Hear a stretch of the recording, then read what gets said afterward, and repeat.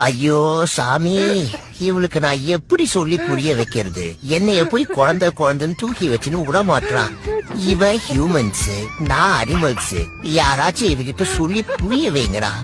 என் ஆண்டாளு வேற வெளியில எனக்காக வெயிட் பண்ணிட்டு இருக்கான்.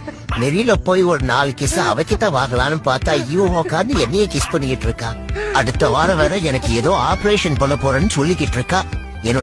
டேய், நாளா எங்க எப்படி இருக்க வேண்டியவன் தெரியுமா? இப்படி பேபி பட்டக்ஸ் எல்லாம் கழுவுத்தீங்கடா.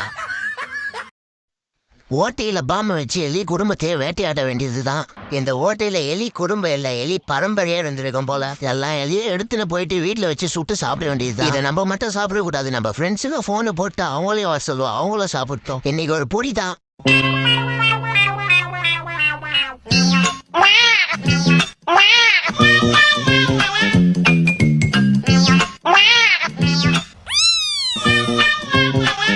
ஏன் வீட்டுல நம்மள யாருமே மதிக்க மாட்டுறாங்க?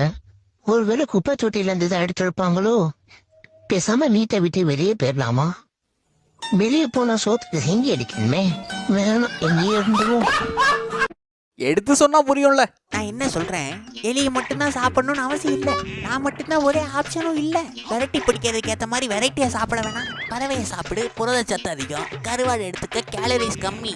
அது போக எலியை சாப்பிட்டா ஏகப்பட்ட நோயெல்லாம் வருதாமா. புரியுதுல்ல? பசியில காதடைச்சு 10 நிமிஷம் ஆச்சு. சரி, கடைசி வார்த்தைகள் உளறட்டறையாச்சு.